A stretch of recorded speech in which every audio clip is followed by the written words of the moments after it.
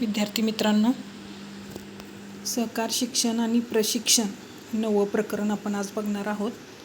आता त्याच्यामध्ये हा सगळा भाग कमी केलेला आहे बघा. फक्त आहे कोणता? सहकार शिक्षण प्रशिक्षणाचा इतिहास, अर्थ, व्याख्या, उद्दिष्ट आणि शिक्षण प्रशिक्षणाची गरज आणि आवश्यकता. म्हणजे 9.1 पासून 9.5 पर्यंत हे 5च मुद्दे आहेत.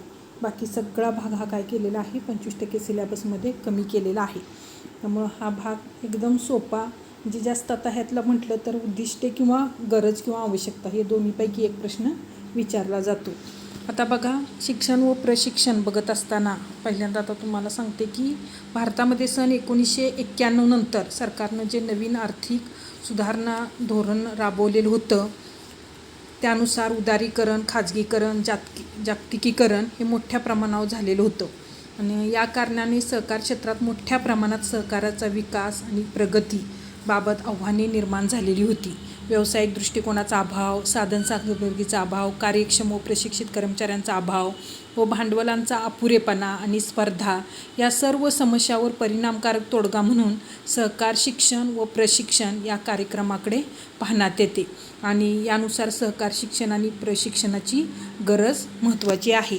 आता सहकाराची जी तत्त्व, मूल्ये, व्यवस्थापन जे आहेत त्या पद्धतीनं संस्थेसंबंधित अधिकार, कर्तव्य, जबाबदार ह्या सगळ्या महत्त्वाच्या गोष्टी ज्या आहेत ते प्रत्येक सहकार क्षेत्रातील जे घटक आहेत सभासदांपासून कर्मचाऱ्यांपर्यंत त्या सगळ्यांना माहीत असणं गरजेचं आहे. त्यासाठी सहकार शिक्षणाची गरज आहे. आता सहकार शिक्षण व प्रशिक्षणाचा इतिहास बघणार आहोत. भारतात 1915 साली मॅकलॅगन समितीने सादर केलेल्या अहवालानुसार शिक्षण आणि प्रशिक्षणाची किती गरज आहे ह्या त्या अहवालांमध्ये स्पष्ट करण्यात आलेलं होतं. आणि ती अंमलात आणण्यासाठी, म्हणजे शिक्षण आणि प्रशिक्षण प्रत्यक्ष अंमलात आणण्यासाठी सहकार सचिव प्रशिक्षण मंडळ नावाची योजना सर्वप्रथम कैलासवासी नामजोशी यांनी सन 1916 मांडली. आणि त्यानुसार कायदा, नियम, कामकाज परिपत्रक याविषयी शिक्षण देण्याची योजना याची शिफारस केलेली होती. त्याच्यानंतर 1917 जी प्रांतिक सहकार परिषद झाली त्याच्यामध्ये S.L. तालमाकी यांनी सुद्धा शिक्षण प्रशिक्षणाविषयी निबंध सादर केला. त्याच्यानंतर 1918 मुंबई सेंट्रल कोऑपरेटिव्ह इन्स्टिट्यूट नावाची संस्था स्थापन करण्यात आली. त्याच्यानंतर ही संस्था पुढं महाराष्ट्र राज्य सहकारी संघ या नावाने ओळखली जाऊ लागली. त्याच्यानंतर राष्ट्रीय पिता महात्मा गांधी यांनी एक निबंध सादर केला होता म्हणजे शिक्षण आणि प्रशिक्षणासाठी.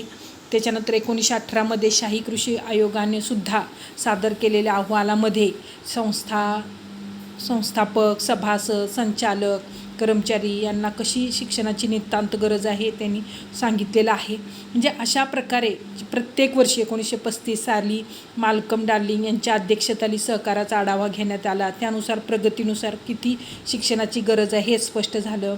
पुढे 1946च्या नियोजन समितीमध्ये गरज नोंदवली गेली. त्याच्यानंतर 1951 सुद्धा श्री A.D. गोरवाला यांच्या अध्यक्षतेखाली ग्रामीण पतपुरवठा पाहणी समिती नियुक्त करण्यात आली. त्याच्यानंतर 1954 सादर केलेल्या अहवालातसुद्धा सहकार शिक्षण आणि प्रशिक्षणाची गरज आहे हे स्पष्ट करण्यात आलं. त्याच्यानंतर 95 साली सुद्धा जी तत्त्वांची पुनर्रचना झाली त्याच्यामध्ये सुद्धा कॅनडा या देशात आंतरराष्ट्रीय पातळीवर झालेल्या सभेत सहकाराची तत्त्वे आणि मूल्ये निश्चित केल्यानंतर त्याच्यामध्ये शिक्षण आणि प्रशिक्षणाची किती गरज आहे हे जाहीर करण्यात आले.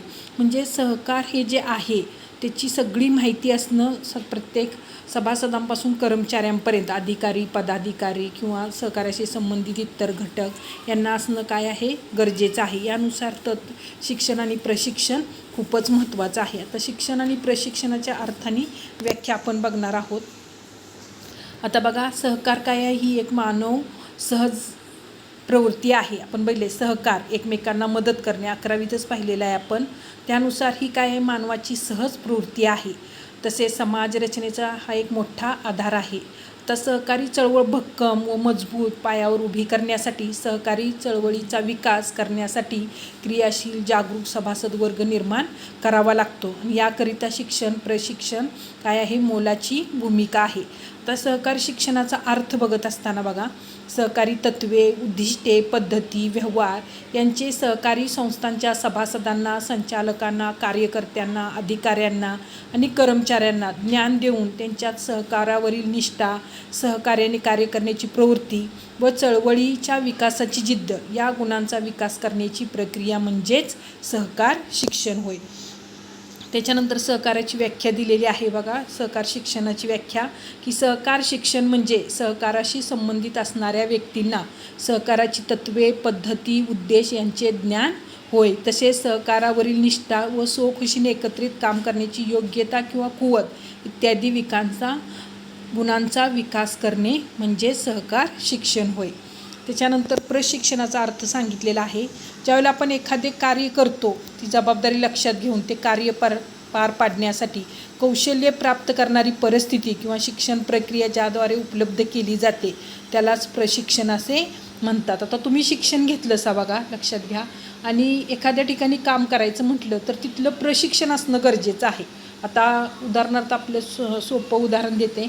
आता शिक्षक, तुम्ही आता एखादा व्यक्ती, तुम्ही मराठी शाळेत शिक्षक होणार असाल तर तुम्ही DED करणार, म्हणजे 12वी झाली की तुम्हाला तो कोर्स करायला लागणार. त्याच्याशिवाय तुम्ही DED म्हणजे लहान मुलांना शिकवू शकत नाही. किंवा कॉलेजवरती शिकवत असताना BED करणं गरजेचं आहे. BED म्हणजेच हे प्रशिक्षण झालं, DED हे प्रशिक्षण झालं.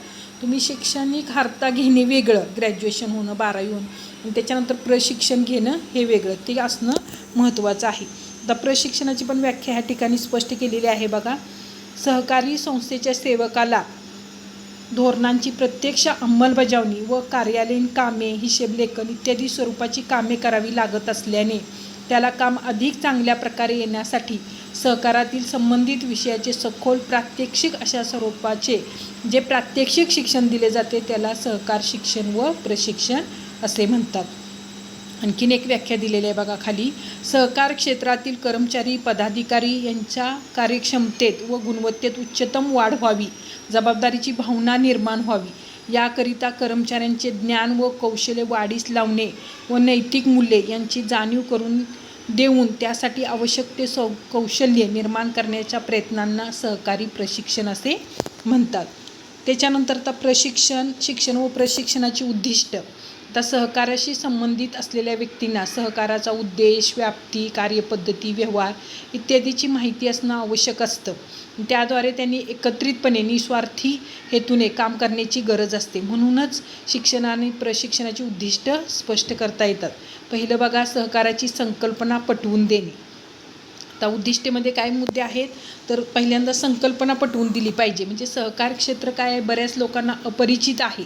त्यामुळे नेमकी सहकाराची कल्पना काय हे त्यांना पटवून देणं महत्त्वाचं आहे. म्हणजे सहकाराची संकल्पना पटवून द्यायचं म्हणजेच त्यातून तुम्हाला काय फायदे होणार आहेत याची जाणीव लोकांना करून देणे. त्याच्यानंतर पुढचा बघा, लोकांना सहकारी चळवळीकडे आकर्षित करणे. आता सहकाराचे महत्त्व लोकांना पटवून देऊन सहकारात लोकांचे हित कसे साध्य करता येईल याची माहिती दिल्यास सहकाराचे महत्त्व त्यांना समजेल. अनिष्ट प्रवृत्तींना बाजूला करण्यासाठी सहकाराच्या तत्वानुसार स्वतःच्या आणि इतरांचा फायदा करून घेण्यासाठी लोकांना सहकारी चळवळीकडं आकर्षित करणे.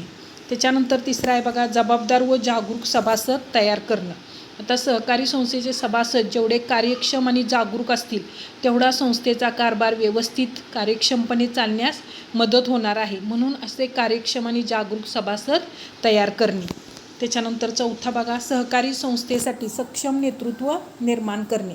सहकारी संस्थेच्या विकासासाठी जबाबदार व सक्षम नेतृत्वाची गरज असते. सहकार शिक्षण प्रशिक्षणातून कल्पकता, दूरदृष्टी, प्रामाणिकपणा, कार्य करण्याची वृत्ती, सर्वांना बरोबर घेऊन जाण्याची कला, प्रभावीपणा, धाडस इत्यादी गुणांची जोपासना करून संवर्धन करण्याचा प्रयत्न केला जातो. म्हणजे साहजिकच सहकारी चळवळीचे नेतृत्व सभासदांमधून घडत असते आणि ते भविष्यात काय करू शकते, विकासाकडे नेऊ शकते. त्याच्यानंतर पाचवा बघा, संघटित दृष्टिकोन निर्माण करणे. जे सभासदांमध्ये एकोपा आणि समानता प्रस्थापित होण्यासाठी सहकारावर निष्ठा निर्माण व्हावी लागते आणि या कारणाने समता व एकोपा निर्माण करण्यासाठी लागणारी वैचारिक आणि मानसिक बैठक तयार व्हावी लागते. मग त्याच्यासाठी काय आहे, संघटित होणं गरजेचं आहे. त्याच्यानंतर 6वा बघा, सहकाराची तत्त्वे, कार्यपद्धती व व्यवहार यांचे ज्ञान देणे. जे सहकारी संस्थेच्या माध्यमातून व्यवहार कसे चालतात, त्यामध्ये नैतिकता कशी सांभाळावी, सर्वसामान्य जनतेशी कसे साध्य होईल, याच्याशी संबंधित असणाऱ्या सभासद, संचालक, कर्मचारी ह्या सगळ्यांना काय करायचं आहे, ज्ञान द्यायचं आहे. त्याच्यानंतर 7वा आहे बघा, व्यावसायिक कौशल्य विकसित करणे. म्हणजे सहकारी संस्था ह्या व्यावसायिक संस्था आहेत, त्या दृष्टिकोनातून ती व्यावसायिक कौशल्य जे आहेत ते विकसित करणे हे प्रशिक्षणाचं उद्दिष्ट आहे. त्यासाठी सहकाराची तत्त्वे, व्यवहार, कार्यपद्धती, याशिवाय अधिकार, जबाबदाऱ्या, कर्तव्ये, नेतृत्व, निर्णय क्षमता, नियोजन, नियंत्रण, समन्वय ह्या सगळ्या कौशल्यांचा विकास करण्यासाठी काय महत्त्वाचं आहे, प्रशिक्षण महत्त्वाचं आहे. त्याच्यानंतर 8वा आहे, भ्रष्टाचार व गैरकारभाराला आळा घालणे. जे सहकारी संस्थेचे सभासद, संचालक, अधिकारी, कर्मचारी या सर्वांना प्रामाणिकपणा, चारित्र्य, कर्तव्यदक्षता, व्यवहार्यता इत्यादी गुणांचे महत्त्व पटवून देऊन हे गुण त्यांच्यामध्ये निर्माण करणे हे प्रशिक्षणाचं उद्दिष्ट आहे. त्यामुळे इतरांच्या विकासाबरोबरच आपला विकास करण्याचा दृष्टिकोन तयार होऊन गैरव्यवहार व भ्रष्टाचारी प्रवृत्तींना आळा बसू शकतो. त्याच्यानंतर 9वा आहे, प्रशिक्षित सेवक वर्गाची गरज भागविणे. म्हणजे सहकारी संस्थेचे व्यवस्थापन, प्रशासन व इतर जबाबदाऱ्या सांभाळण्यासाठी सेवक वर्गाची आवश्यकता असते. हा सेवक वर्ग प्रशिक्षणाच्या माध्यमातून उपलब्ध व्हावा लागतो ही अपेक्षा असते. मग व्यवस्थापकीय, प्रशासकीय कर्मचारी प्रशिक्षित असेल तर संस्थेचे कार्यक्षमपणे कामकाज पार पडू शकते. आणि शेवटचा आहे तो, सहकारी संस्थांचा निकोप व संतुलित विकास करणे. म्हणजे सहकारी क्षेत्राचा विकास हा राज्यातील वेगवेगळ्या जिल्ह्यात औद्योगिक आणि व्यावसायिक क्षेत्रात असमान स्वरूपात होतो. त्यातून सहकारी चळवळीमध्ये असंतुलन निर्माण झालेले असते. तसेच गैरप्रवृत्तीमुळे देखील सहकारी संस्थांच्या विकासात अडचण निर्माण होते आणि हे टाळण्यासाठी सहकारी संस्थांचा निकोप व संतुलन विकास करणे महत्त्वाचे आहे. म्हणजे ही उद्दिष्ट आहेत कशाची, शिक्षण आणि प्रशिक्षणाची. आणि त्याच्यानंतर गरज आणि आवश्यकता हा पुढच्या तासाला पाहणार आहोत.